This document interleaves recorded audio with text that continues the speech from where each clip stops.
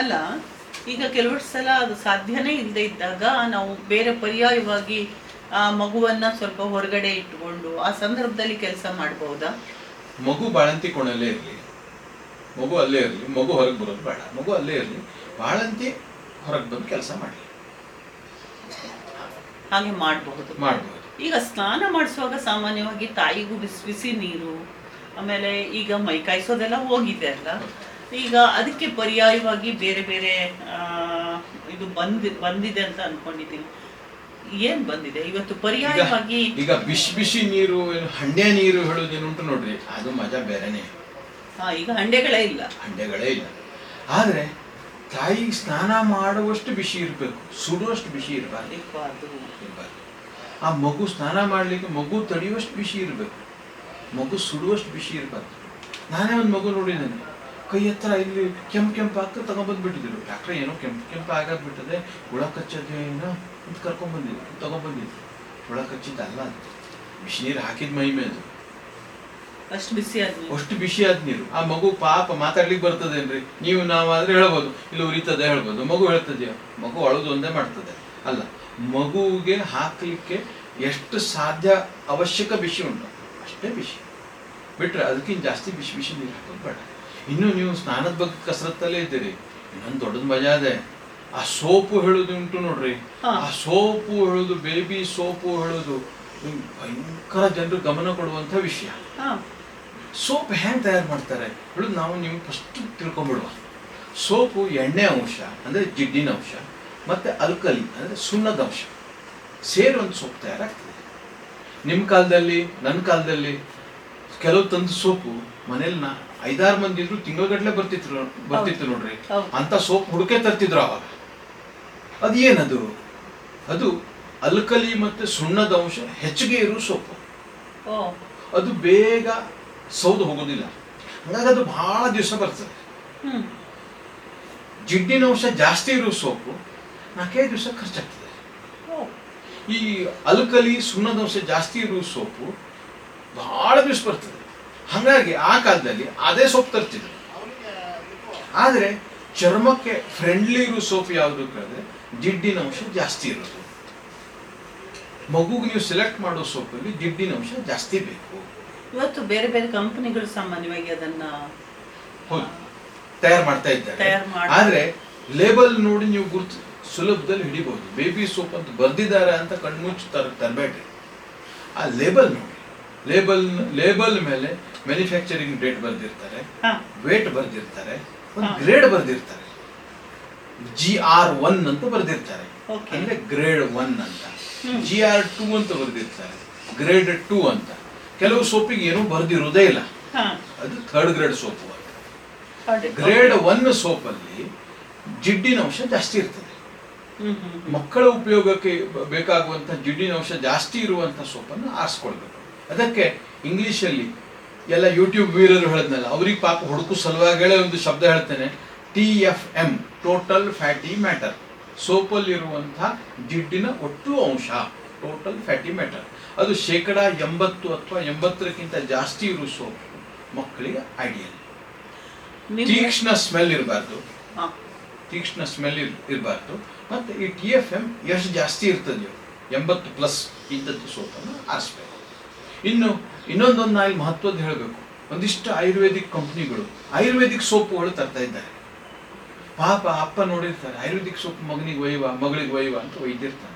ಆದ್ರೆ ಅವನಿಗೆ ಪಾಪ ಲೇಬಲ್ ನೋಡ್ಬೇಕು ಹೇಳೋದು ಗೊತ್ತಿರೋದಿಲ್ಲ, ಅದ್ರ ಮೇಲೆ TFM ನೋಡಿರುವುದೇ ಇಲ್ಲ. ಆ TFM 80-80ಕ್ಕಿಂತ ಜಾಸ್ತಿ ಇರೋ ಸೋಪನ್ನ ಮಕ್ಕಳಿಗೆ ಬಳಸ್ಬೇಕು. ಆಯುರ್ವೇದಿಕ್ ಸೋಪ್ ಎಲ್ಲ ಸೋಪಲ್ಲೂ TFM ಜಾಸ್ತಿ ಇರ್ತದ ಅಂತ ಅರ್ಥ ಅಲ್ಲ. ಆಯುರ್ವೇದಿಕ್ ಸೋಪ್ ಇರ್ಬೋದು, ಆದ್ರೆ TFM ಜಾಸ್ತಿ ಇರ್ಬೋದು. ಈಗ ಸಾಮಾನ್ಯವಾಗಿ ಈ ಸ್ನಾನ ಮಾಡಿದ್ಮೇಲೆ ಮಕ್ಕಳಿಗೆ ಪೌಡರ್ ಹಾಕೋದು, ನೆತ್ತಿಯನ್ನ ಒಣಗಿಸೋದಕ್ಕೆ ಕ್ರಮ ಎಲ್ಲ ಇದೆ ಅಲ್ವಾ? ಹೌದು. ಅದು ಈಗಲೂ ಅಗತ್ಯ ಇದೆಯಾ ಅಥವಾ ಅದು ಮೊದಲಿಂದ? ಹೆಚ್ಚಿನ ಪಕ್ಷದಲ್ಲಿ ಈಗ ಅಗತ್ಯ ಅಷ್ಟೆಲ್ಲ ಇಲ್ಲ. ಯಾಕೆ ಕೇಳಿದ್ರೆ ಇರೋ ನೀರೇ 1 ಬಕೆಟ್ 4 ಬಕೆಟ್ ನೀರಿಲ್ಲ ಈಗ. ಮೊದಲಾದ್ರೆ ಒಂದು ಹಂಡೆ ನೀರು ಇರ್ತಿತ್ತು ನೋಡ್ರಿ, ಈಗ ಹಂಗಲ್ಲ, ಹಂಡೆ ನೀರು ಪ್ರಶ್ನೆನೇ ಇಲ್ಲ. 1 ಬಕೆಟ್ ಅಲ್ಲೇ ಮುಗಿಸ್ಬೇಕು. ಎರಡನೇದು ಒರೆಸಿದ್ದಾರೆ ಅಂದ್ರೆ ಮಾಯಿಶ್ಚರ್ ಅಂಶ ಹೋಗದೆ ಹೇಳೋದು ಎರಡೆರಡು ಸಾರಿ ಕ್ಲೀನ್ ಆಗುವಂತದ್ದು ಬೇಬಿ ಟವಲ್ಗಳು ಬಂದ್ಬಿಟ್ಟಿದ್ದಾವೆ. ಅದು ಎಲ್ಲಿವರೆಗೆ ಜನ ಕಾಳಜಿಗಿದ್ದಾರೆ ಕೇಳಿದ್ರೆ ಬೇಬಿ ಟವಲ್ ಹೇಳೇ ಜಾಸ್ತಿ ದುಡ್ಡು ಕೊಟ್ಟು ಸಪ್ರೇಟ್ ತರ್ತಾರೆ. ಅದು ಕೆಲಸ ಮಾಡ್ತದೆ ಹಾಗಿದ್ರೆ. ಮಾಯಿಶ್ಚರ್ ಎಳ್ಕೊಳ್ಳುವಂತ ಗುಣ ಅದರಲ್ಲಿ ಜಾಸ್ತಿ ಇರ್ತದೆ. ಚಲೋ ಉತ್ತಮ ಕಾಟನ್ ಇಂದು ಖಾದಿದು ಇದು ನೀರಿನ ಅಂಶನ ಜಾಸ್ತಿ ಎಳ್ಕೊಳ್ತದೆ. ಅಂಥ ಟವೆಲ್ ಒರೆಸಿದಾಗ ಆ ಮಾಯಿಶ್ಚರ್ ಇರೋದಿಲ್ಲ. ಆದರೆ ಈಗ ಏನು ರೂಢಿಯಲ್ಲಿ ಉಂಟು ಕೇಳಿದ್ರೆ ಟಾಲ್ಕಮ್ ಪೌಡರ್, ಬೇಬಿ ಪೌಡರ್ಗಳನ್ನು ಹಾಕುವಂಥದ್ದು ರೂಢಿಯಲ್ಲಿ ಉಂಟು. ಅದನ್ನು ಅವಶ್ಯಕತೆ ಇದ್ದಷ್ಟಲ್ಲ, ಜಾಸ್ತಿ ಜಾಸ್ತಿ ಹಾಕ್ತಾರೆ. ಅದು ಹಾಕೋರು ಮತ್ತೆ ಚೌಕಶಿ ಮಾಡಿ ಕಡಿಮೆ ಹಾಕ್ತಾರೆ ಹೇಳ್ತಾರೆ ಹೇಳೋದು ಒಂದನೇದು. ಎರಡನೇದು ಅದು ಅತಿಶಯ ಹಾಕೋದ್ರಿಂದ ಅದು ಹಚ್ಚೋ ಭಾಗಕ್ಕೆ ಒಂದೇ ಇರುವುದಿಲ್ಲ, ಗಾಳಿಯಲ್ಲೂ ಆಡ್ತದೆ. ಗಾಳಿಯಲ್ಲಿ ಆಡೋದ್ರಿಂದ ಮಗು ಶ್ವಾಸದ ಜೊತೆಗೆ ಅದು ಒಳಗೆ ಹೋಗ್ತದೆ. ಮಗು ಶ್ವಾಸದ ಜೊತೆಗೆ ಒಳಗೆ ಹೋದ ನಂತರ 2-3 ದಿವಸಕ್ಕೆ ಮಗುಗೆ ನೆಗಡಿನೂ ಆಗ್ಬೋದು, ಸುಯಿ ಆಗುವಂಥದ್ದು ವೀಸಿಂಗು ಆಗ್ಬೋದು. ಹಾಗಾಗಿ ಎಷ್ಟು ಮಿನಿಮಮ್ ನೀವು ಇದು ವಾಪರಿಸ್ತಿರೋ ಅಷ್ಟು ಚಲೋದು. ಎಲ್ಲ ಭಾಗಕ್ಕೆ ಅವಶ್ಯಕತೆ ಅದೆಯೋ ಆ ಅವಶ್ಯಕ ಭಾಗಕ್ಕೆ ಎಷ್ಟು ಬೇಕೋ ಅಷ್ಟೇ ವಾಪರಿಸ್ರಿ. ಅಂದ್ರೆ ಅವಶ್ಯಕ ಭಾಗ ಯಾವುದು? ಕಂಕಳು, ಮಂಡಿ, ಈ ಜಾಗಕ್ಕೆಲ್ಲ ನೀರಿನ ಅಂಶ ಒದ್ದೆ ಆಗ್ತದಲ್ಲ, ಆ ಒದ್ದೆ ಆಗುವಲ್ಲೇ ಸಾಮಾನ್ಯ ತೊಂದರೆ ಆಗೋದು. ಒದ್ದೆ ಆಗುವ ಜಾಗಕ್ಕೆ ನೀವು ಬಳಸ್ತೀರಿ ಹೇಳಂದ್ರೆ ಅವಶ್ಯ ಇದ್ದಷ್ಟು ಬಳಸ್ರಿ. ನೆತ್ತಿಗೆ ಸ್ವಲ್ಪ ಬಳಸ್ರಿ, ಬಳಸದೇ ಇದ್ರೆ ಬೆಸ್ಟ್. ಕೆಲವರು ಈ ಬಜೆ ಬೇರಿನ ಪುಡಿಯನ್ನು ಹಾಕ್ತಾರೆ, ಅದನ್ನು ಹಾಕೋತ್ತಿಗೆ ಜಾಗ್ರತೆ ಬೇಕು. ಯಾಕೆ ಕೇಳಿದ್ರೆ ಘಾಟ್ ಇರ್ತದೆ ಅದು. ನೀವು ಸ್ಟೈಲಲ್ಲಿ ಪಫ್ ಹಿಡ್ಕೊಂಡು ಹಿಂಗೆ ಮಾಡಿ ಹಾಕ್ಬಿಟ್ರೆ ಆ ಮಗು ಶ್ವಾಸದ ಜೊತೆ ಒಳಗೋದ ನಂತರ ಕಣ್ಗಿಣ್ಣೆಲ್ಲ ಕೆಂಪಾಗಿ, ಈಗೆಲ್ಲ ಕಣ್ಗಿಣ್ಣೆಲ್ಲ ಮಗು ಕೆಂಪು ಮಾಡಿಬಿಟ್ರೆ ತಕ್ಷಣ ಆಸ್ಪತ್ರೆಗೆ ಒಯ್ಯೋದಯ್ಯ. ಇದರಿಂದ ಆಗಿದ್ದು ತಲೆ ಹಾಳು ಮಾಡ್ಕೊಳ್ಳೋದೇ ಇಲ್ಲ, ಏನೋ ಆಗೋಗೋದೇ ಮಗುಗೆ. ಪಟಕ್ಕನೆ ಅವಳ ತಾಯಿ ಗಂಡಿಗೆ ಫೋನ್ ಮಾಡ್ತಾಳೆ, ಈ ಫಸ್ಟ್ ಆಸ್ಪತ್ರೆಗೆ ಕರ್ಕೊಂಡು ಹೋಗಿ ತೋರಿಸು. ಆಸ್ಪತ್ರೆ ಹೋಗೋರಿ ಮಗು ಆರಾಮಾಗಿ ಹೋಗಿರ್ತದೆ. ಯಾಕೆ ಕೇಳಿದ್ರೆ ಇದ್ರದ್ದೆಲ್ಲ ಅಂಶ ಹೊರಗೆ ಇರುದಿಲ್ವಾ, ಆ ರೂಮಲ್ಲಿ ಅಷ್ಟೇ ಇರ್ತದೆ, ಬರೋ ಆರಾಮಾಗಿ ಹೋಗಿರ್ತದೆ. ಮಕ್ಕಳು ಡಾಕ್ಟರ್ ಹತ್ರ ಬೈಸ್ಕೊಂಡ್ ಬರ್ತಾರೆ, ಆರಾಮಿದ್ದವನಿಗೆ ಅಂತ ಕರ್ಕೊಂಡ್ ಬಂದಿರಿ, ಸುಮ್ಮನೆ ಅಂತ ಹೊರಗೆ ತರ್ತೀರಿ ಮಗುಗೆ ಅಂತ ಬೈಸ್ಕೊಂಡ್ ಬರ್ತಾರೆ. ಅವಾಗ ಒಮ್ಮೆ ಈಗ ನಮ್ಗೆ ಈ ಮಗುವಿಗೆ ಹಾಲು ಕುಡಿಸೋದ್ರ ಬಗ್ಗೆ ಮಾತಾಡ್ತಾ ಇದ್ವಿ ನಾವು. ಈಗ ಹಾಲು ಕುಡಿಸೋ ಮುಂಚೆ ಮಹತ್ವದ ನೆನ್ಪಿಡ್ಬೇಕು. ತಾಯಿ ಮಗು ಅಳ್ತಾ ಅದೇ ಅಂದ ಕೂಡಲೇ ಒಂದು ಪಟಕ್ಕನೆ ಹಾಲು ಕುಡಿಸ್ಬಾರ್ದು. ಅಡಿಗೆನೋ ಇನ್ ಪಾಪ ಏನೋ ಕೆಲಸದಲ್ಲಿ ಇರ್ತಾರೆ, ಹಂಗೆ ಬಂದು ಚಟ್ನಿ ರುಬ್ಬಿಲಿಕ್ಕೆ ಇದಕ್ಕೆ ಕೈ ಇದ್ರೆ ಇದರಲ್ಲಿ ಮಗು ಎತ್ಕೊಂಡು ಹೇಳಾದ್ರೆ ಮತ್ತೆ ಅವಸ್ಥೆ ಮುಗಿದೋಯ್ತು. 6 ತಾಸಿನ ಕೆಲಸ ಆಮೇಲೆ ಮಗು 6 ತಾಸು ಆದ್ರೂ ಅಳ್ತದ ಆವಾಗ ನೋಡ್ರಿ. ಹಾಗಲ್ಲ, ಕೈ ಸ್ವಚ್ಛ ತೊಳ್ಕೊಂಡು ಬಂದು ಒರೆಸ್ಕೊಂಡು, ಒದ್ದೆ ಕೈಯಲ್ಲ. ಈಗ ಬಹಳಷ್ಟು ಜನ ಕೈಯೆಲ್ಲ ತೊಳಿತಾರೆ, ಅದೆಲ್ಲ ಶಿಸ್ತು ಮಾಡ್ತಾರೆ. ಆದ್ರೆ ಒದ್ದೆ ಕೈ ಇರ್ತದೆ, ಒದ್ದೆ ಕೈಯಲ್ಲಿ ಮಗು ಹಿಡಿದು ಬಿಡ್ತಾರೆ. ಆ ಒದ್ದೆತನ ಹೇಳೋದು ಮತ್ತೆ ಹೊಸ ಸಮಸ್ಯೆ ಉದ್ಭವ ಮಾಡ್ತದೆ. ಕೈ ಸ್ವಚ್ಛ ತೊಳ್ಕೊಂಡು ಮಗು ಹಾಲು ಕುಡಿಸ್ಬೇಕು. ಗಡಬಡಿಯಲ್ಲಿ ಹಾಲು ಕುಡಿಸೋದು ಅಲ್ಲ. ಒಂದು ಮಗುಗೆ ಕಂಫರ್ಟೇಬಲ್ ಇರೋ ಪೊಸಿಷನ್ದಲ್ಲಿ ಇಟ್ಕೊಳ್ಬೇಕು. ಒಂದು ಪೊಸಿಷನ್, ಕಂಫರ್ಟೇಬಲ್ ಪೊಸಿಷನ್ ಅಂದ್ರೆ ಮಗು ಶ್ವಾಸ ಸಸಾರದಲ್ಲಿ ಆಡ್ಲಿಕ್ಕೆ ಆಗ್ಬೇಕು, ಆ ರೀತಿ ಒಂದು ಪೊಸಿಷನ್. ಎರಡನೇದು ಆ ಸೇಫ್ ಹೇಳುವಂತದ್ದು ಏನು ಪೊಸಿಷನ್, ಮಲ್ಕೊಂಡು ಅಡ್ಡಿಲ್ಲ, ಹೀಗಿಟ್ಕೊಂಡು ಸೇಫ್ ಪೊಸಿಷನ್. ಮಗು ಶ್ವಾಸಕ್ಕೇನು ತೊಂದರೆ ಆಗಬಾರ್ದು ಹೇಳೋದು ಕಾಳಜಿ ಇರಬೇಕು. ಗಡಬಡೆ ಹಾಲು ಕುಡಿಸು ಗಡಬಡೆಯಲ್ಲಿ ಮಗು ಶ್ವಾಸಕ್ಕೆ ತೊಂದರೆ ಆಗಬಾರ್ದು, ಆ ಕಾಳಜಿ ವಹಿಸ್ಬೇಕು. ಇನ್ನೊಂದೊಂದು ಮಹತ್ವದ ವಿಷಯ ಅದೇ, ಮಗು ಹಾಲು ಕುಡಿಸ್ಬೇಕಾದ್ರೆ ತಾಯಿಯ ಬಟ್ಟೆ ಸ್ವಚ್ಛ ಇರಲೇಬೇಕು. ತಾಯಿ ಬಟ್ಟೆ ಕಡೆ ಬಟ್ಟೆಗಳು ಮತ್ತು ಗಮನ ಬೇಕೇ ಬೇಕು, ಸ್ವಚ್ಛ ಇರಲೇಬೇಕು. ಮಗು ಬಗ್ಗೆ ಕಾಳಜಿಯಲ್ಲೇ ಇರ್ತಾರೆ, ತಾಯಿ ಬಗ್ಗೆ ಕಾಳಜಿಯಲ್ಲಿ ಇರೋದಿಲ್ಲ. ಎಲ್ಲರಿಗೂ ತಾಯಿ ಬಗ್ಗೆನೂ ಅಷ್ಟೇ ಕಾಳಜಿ ಬೇಕು. ಬೆವರು ಅಂಟಿರೋದು, ಸ್ವಚ್ಛತೆ ಹೇಳೋದು ಗರಿಷ್ಠ ವಿಚಾರ ಮಾಡಬೇಕು, ಇಲ್ಲಿ ಎಲ್ಲೆಲ್ಲೋ ಅಲ್ಲ. ಈಗ ಸಾಮಾನ್ಯವಾಗಿ ನಾವು ಮಗು ಈಗ ಒಂದು ಹಂತದಲ್ಲಿ ಬೇರೆ ಬೇರೆ ಕಾರಣಕ್ಕಾಗಿ ಬೇದಿಯನ್ನ, ಇನ್ನು ಕೆಲವಷ್ಟು ಕಾರಣದಲ್ಲಿ ವಾಂತಿಯನ್ನ ಮಾಡ್ತದೆ. ಕೆಲವಷ್ಟು ಈಗ ಹಾಲು ಕುಡಿಯೋ ಕಾರಣದಿಂದನೂ ಹಾಗಾಗಬಹುದಾ? ಅದು ಏನಕ್ಕಾಗ? ಇಲ್ಲ, ಅದು ಏನಾಗ್ತದೆ ಕೇಳಿದ್ರೆ ಮಗು ಹತ್ತು ಕೂಡಲೇ ಹಾಲು ಕುಡಿಸ್ತಾರೆ. ಹಾಲು ಕುಡಿಸಾದ ಕೂಡ ಮಗು ಮಲಗಿಸ್ಬಿಡ್ತಾರೆ. ನಮಗೆ ಕಲಿಸ್ಲಿಕ್ಕೆ ಒಬ್ರು ಅಂಬೇಕರ್ ಅಂತ ಒಬ್ರು ಮೇಡಮ್ ಇದ್ರು, ಕಾಣ್ಲಿಕ್ಕೆ ಚಲೋ ದಾಡ್ಸಿ ಇದ್ರು. ಅವರು ನಮ್ಮ ಮೆಟರ್ನಿಟಿ ವಾರ್ಡಿಗೆ ಸೆರೆದು ಸಿಕ್ಸ್ಕೊಂಡು ಬಂದ ನಂತರ ಹೆಂಗೆ ಕೇಳಿದ್ರೆ ಯಾರಿಗೆ ಇವತ್ತು ಬೈತಾರೆ ನಾವು ಕಾಯ್ತಾ ಇರ್ತಿದ್ವಿ. ಅವ್ರು ನಾವು ಫಸ್ಟ್ ಹೆಜ್ಜೆ ಕಾಲು ಇಲ್ಲಿ ವಾರ್ಡಿಗೆ ಇಟ್ಕೊಂಡು ನಮ್ಗೆ ಕಲಿಸಿದ್ದು ಅದೇ ವಿಷಯ. ಮಗುಗೆ ಯಾವಾಗ ಬೇಕಾದ್ರೆ ಹಾಲು ಕುಡಿಸ್ಲಿ, ಮಗುಗೆ ಹೆಗಲ ಮೇಲೆ ಹಾಕೊಂಡು ಮೇಲಿಂದ ಕೆಳಗೆ ಕೈ ಆಡಿಸ್ಬೇಕು ಹೇಳೋದು ಹೇಳಲಿಕ್ಕೆ ಮರಿಬಾರ್ದು ಹೇಳೋದೇ ನಮ್ಗೆ ಫಸ್ಟ್ ಕಲಿಸಿದ್ದು. ಅದಕ್ಕೆ ಸೈಂಟಿಫಿಕ್ ರೀಸನ್ ಇದೆಯಾ? ಅಲ್ಲ, ಇನ್ನೂ ಭಾರಿ ಮಜಾ ಇದೆ. ಈ ಎಲ್ಲರ ಮನೆಯಲ್ಲೂ ಕೈ ಆಡಿಸ್ತಾರೆ, ಯಾರು ಹೇಳೋ ಅವಶ್ಯಕತೆ ಬರಲಿ. ನೀವೇನು ದೊಡ್ಡ ಹೇಳ್ತಾ ಇದ್ದಾನೆ ಅಂತ ಎಲ್ಲರೂ ಹೇಳಲಿಕ್ಕೆ ನೋಡಿದವರು ನಿಮ್ಮ ವೀಕ್ಷಕರು ಖಂಡಿತವಾಗಿ ಹೇಳ್ತಾರೆ, ಎಂತ ದೊಡ್ಡ ಮಾ ಹೇಳ್ತಾರೆ, ನಮಗೆಲ್ಲ ಗೊತ್ತಿದ್ದದೆಯ ಅಂತ ಎಲ್ಲ ಅಜ್ಜಿಗಳು ಹೇಳ್ತಾರೆ. ಬಹಳಷ್ಟು ಅಜ್ಜಿಗಳಿಗೆ ನಾನು ವಿಲನಯ, ಇವರೆಂತ ಕೊರಿತಾರೆ ಹೇಳ್ತಾರೆ. ಆದರೆ ಮಹತ್ವದ ವಿಷಯ ಏನದ ಕೇಳಿದ್ರೆ, ನೀವು ಎಷ್ಟೊತ್ತು ಕೈ ಆಡಿಸ್ತೀರಿ ಹೇಳೋದು ಮಹತ್ವದ ವಿಷಯ. ಹಾಲು ಕುಡಿಸಾದ ನಂತರ 2 ಸಾರಿ ಕೈ ಆಡಿಸಿ ಮಲಗಿಸ್ಬಿಟ್ರೆ ಮಗು ವಾಂತಿ ಮಾಡೇ ಬಿಡ್ತದೆ. ಒಂದು 5 ನಿಮಿಷ ಆದರೂ ಕೈ ಆಡಿಸ್ಬೇಕು. 5 ನಿಮಿಷ ಕೈ ಆಡಿಸಿದಾಗ ಏನಾಗ್ತದೆ ಕೇಳಿದ್ರೆ, ಹಾಲು ಕುಡಿಯೋದ್ರ ಜೊತೆಗೆ ಒಂದಿಷ್ಟು ಗಾಳಿಯನ್ನು ಸೇವಿಸಿರ್ತದೆ. ಹೌದು, ಅದು ಹೊಟ್ಟೆಗೆ ಹೋಗಿ ರಸ ಕೊಡ್ತದೆ.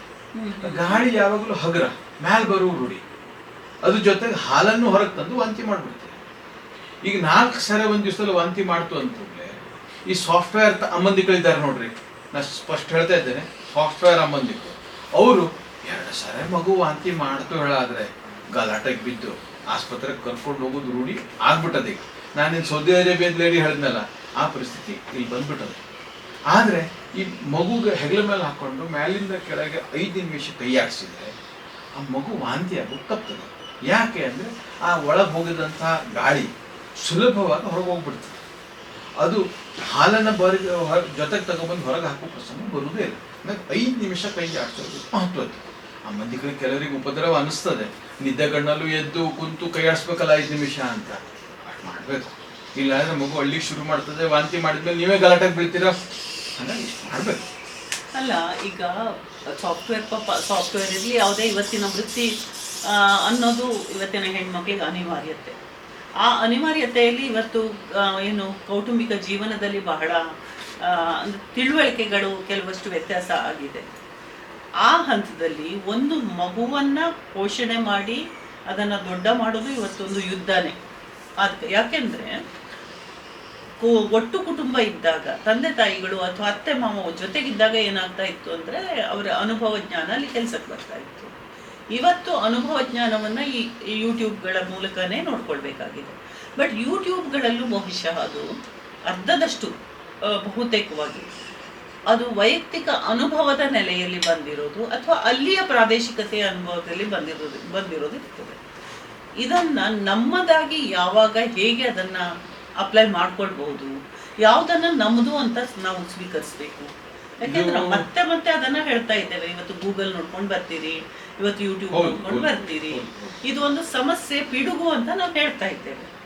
ಆದ್ರೆ ಇದು ಬಹಳಷ್ಟು ಮಾರ್ಗದರ್ಶನ. ಬಹಳಷ್ಟು ಸರಿ ನಂದು ವಾದ ಕಾಯಂ ಇರೋದೇ ಒಂದು ವಾದ.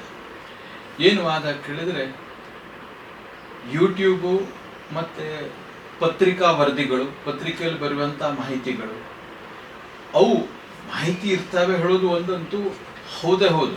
ಆದ್ರೆ ನಿಖರ ಹೇಳೋ ಸಮಸ್ಯೆ ಉಂಟು. ಯೂಟ್ಯೂಬರ್ಸ್ ಮೇಲೆ ನೀವು ಹಿಂಗ್ ಮಾಡಿದ್ದಲ್ಲ, ಹಂಗ್ ಮಾಡಿದ್ದಲ್ಲ, ಇದು ಸರಿ ಇದು ತಪ್ಪು ಹೇಳುವಂತ ಕಂಟ್ರೋಲ್ ಎಲ್ಲೂ ಇಲ್ಲ. ಹಾಗಾಗಿ ನೀವು ಹೇಳಿದ್ ಮಾಡೋದು ಬಹಳ ಕಷ್ಟ ಅಂದ್ರೆ ಬಹಳ ಕಷ್ಟ. ಈಗ ಯೂಟ್ಯೂಬ್ ತಯಾರು ಯಾಕೆ ಮಾಡ್ತಾರೆ ಹೇಳೋದು ನೀವು ಯಾರ ಹತ್ರ ಕೇಳಿದ್ರೆ ಇಂಡೈರೆಕ್ಟ್ಲಿ ಅವ್ರು ಹೇಳ್ತಾರೆ ನನ್ನ ಪ್ರಚಾರಕ್ಕೆ ಅಂತ. ಆದ್ರೆ ಅದರಲ್ಲಿರೋ ಮಾಹಿತಿ ಯಾವುದು ಸರಿ ಯಾವುದು ತಪ್ಪು ಹೇಳುವಂತ ಇವತ್ತಿನ ದಿವಸದಲ್ಲಿ ಎಲ್ಲೂ ಒಂದು ವ್ಯವಸ್ಥೆ ಇಲ್ಲ. ಅದರೊಳಗೆ ಅದಕ್ಕೆ ಮೊದಲೇ ಹೇಳ್ಕೊಂಡು ಬಿಡ್ತಾರೆ, ಡಿಸ್ಕ್ಲೇಮರ್ ಇರ್ತದೆ. ಹೌದು, ಆ ಡಿಸ್ಕ್ಲೇಮರ್ ಯಾರು ಓದೋದೇ ಇಲ್ಲ, ಆ ಡಿಸ್ಕ್ಲೇಮರ್ ಒಂದು ಹೇಳ್ಕೊಡ್ತಾರೆ. ವೀಕ್ಷಕ ಮಹಾಪ್ರಭುಗಳೇ, ನಮ್ಮ ಚಾನಲ್ ಅನ್ನು ಸಬ್ಸ್ಕ್ರೈಬ್ ಮಾಡಿ, ಶೇರ್ ಮಾಡಿ, ಪ್ರೋತ್ಸಾಹಿಸಿ.